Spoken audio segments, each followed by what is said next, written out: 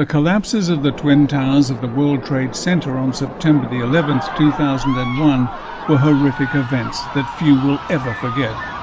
The lives of almost 3,000 people, including their would-be rescuers, crushed out in front of our eyes.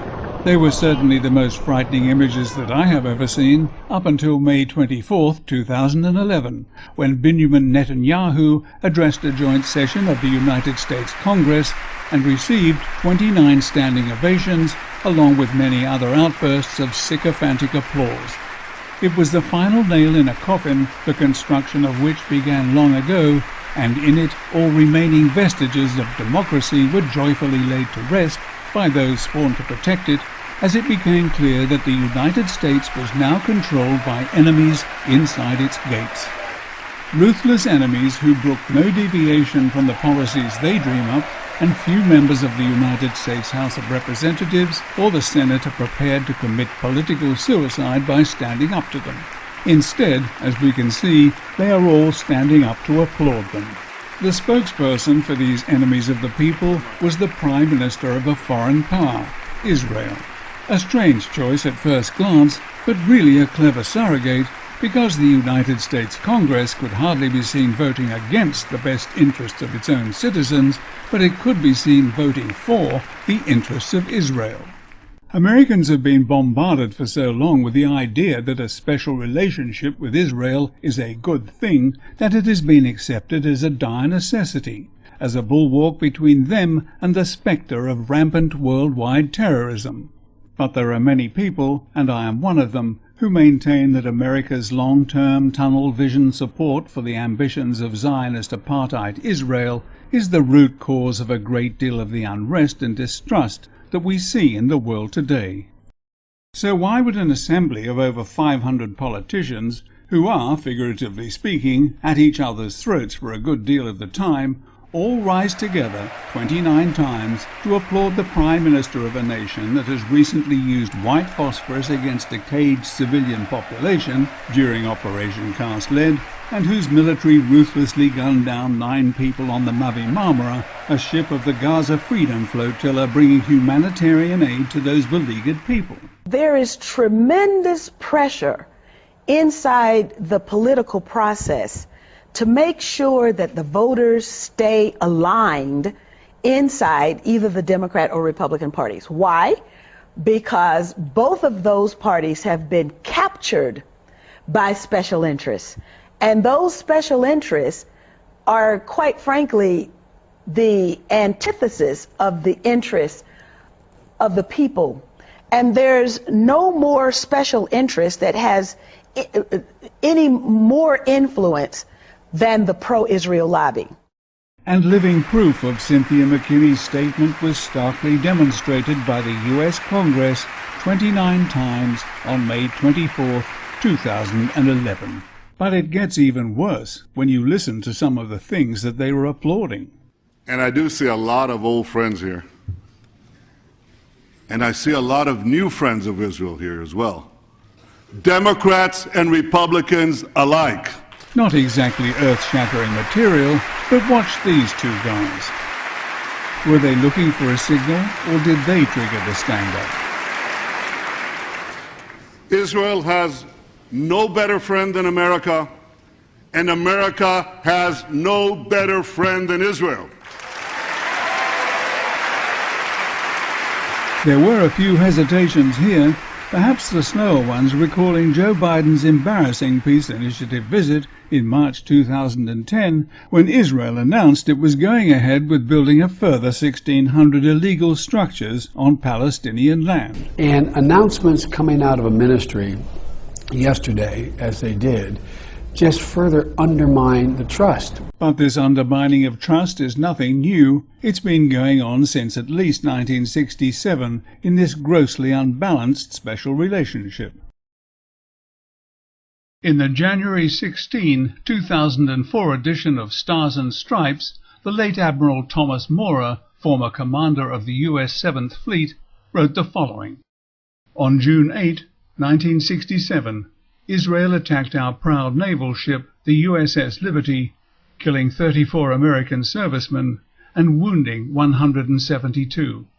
Those men were then betrayed and left to die by our own government.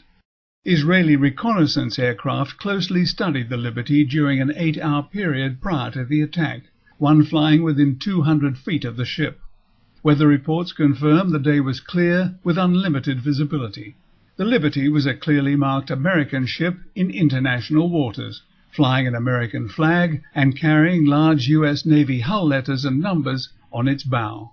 U.S. military rescue aircraft were recalled not once but twice through direct intervention by the Johnson administration.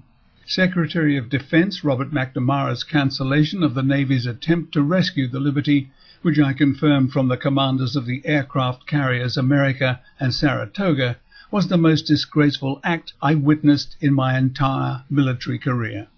To add insult to injury, Congress to this day has failed to hold formal hearings on Israel's attack on this American ship. Yet in the entire history of the United States, only 4 foreign leaders have addressed joint sessions of Congress more than once, and 2 of those were Israeli prime ministers. How strange that the United States Congress continues to ignore the victims of Israel's duplicity, yet its leaders continue to be honored. But let's get back to Congress to see if the applause has died down. We stand together to defend democracy. We stand together to advance peace. We stand together to fight terrorism. Congratulations, America. Congratulations, Mr. President. You got bin Laden. Good riddance. Now we'll have to play make-believe for a moment and imagine that what we were told about Osama bin Laden being responsible for 9/11 was true, and that he didn't die of natural causes some time ago, but that it really did take almost 10 years for the mightiest military machine that the world has ever known to track him down and murder him. But Israel's Prime Minister just told Congress that we stand together to fight terrorism, and America has no better friend than Israel. Now, I am certainly not an advocate for state-sponsored murder, but rumor has it that Israel doesn't shirk from sending hit teams off to other countries to deal with people they don't like, so why didn't Israel's famed Mossad get Osama bin Laden in gratitude for the enormous cash and arms handouts that Israel receives from the United States? Or as President Kennedy might have put it, "Ask not what your country is doing for Israel. Ask what is Israel doing for your country." I fast-forwarded to a point in Mr. Netanyahu's speech following an interruption from the gallery, the words of which were indistinct, but which he tried to turn to his own advantage. You know, I take it as a badge of honor, and so should you, that in our free societies you can have protests. You can't have these protests in the farcical parliaments in Tehran or in Tripoli. This is real democracy. The protester was a Jewish woman, Ray Abalea, of the organization Move Over IPAC, and far from being allowed to protest, she was forcefully ejected from the building, suffering neck injuries in the process, and later charged with disorderly conduct. A little later, Congress was treated to this little gem. Courageous Arab protesters are now struggling to secure these very same rights for their peoples, for their societies. We're proud in Israel that over 1 million Arab citizens of Israel have been enjoying these rights for decades.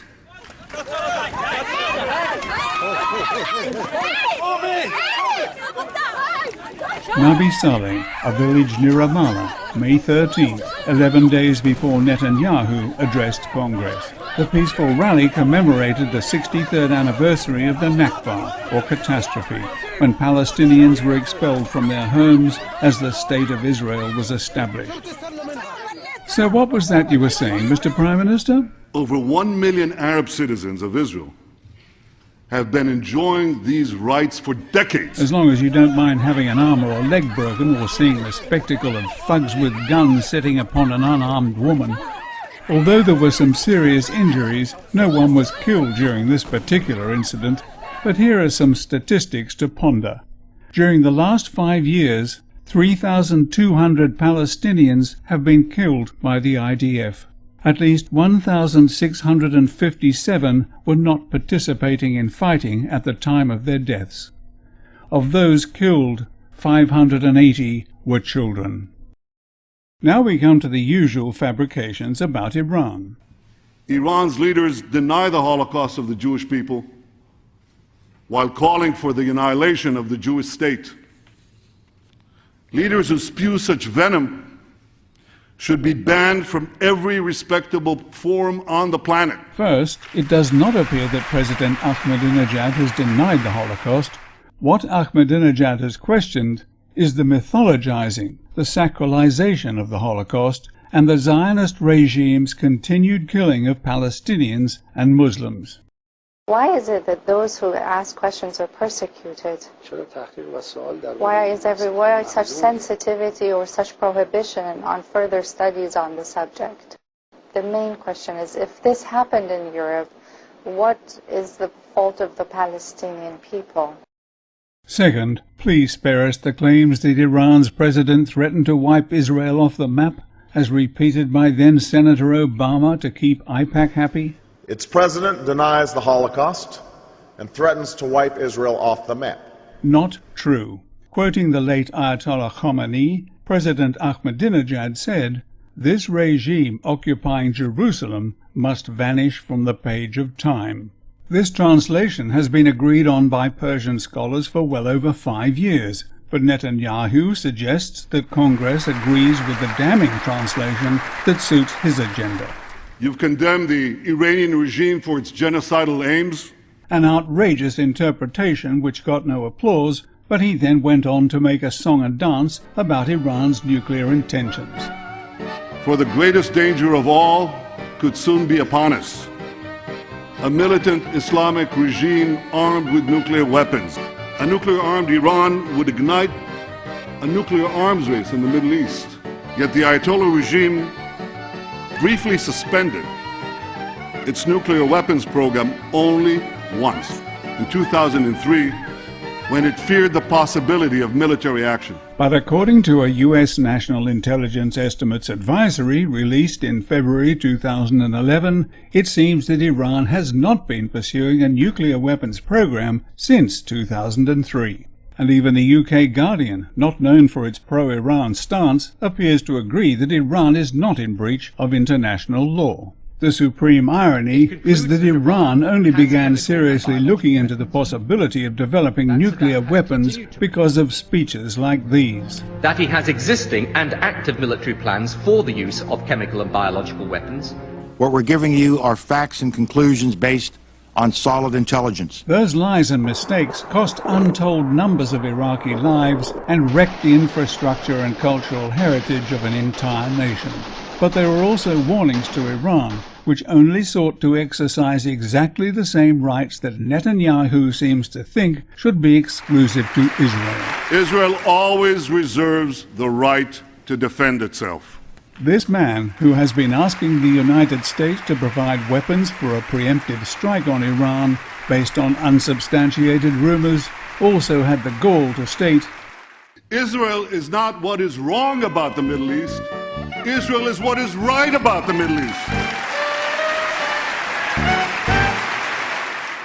My low regard for leaders like Binyamin Netanyahu and his unwavering supporters does not mean that I am in favor of ideologies or regimes that advocate the stoning to death of women and other barbaric practices.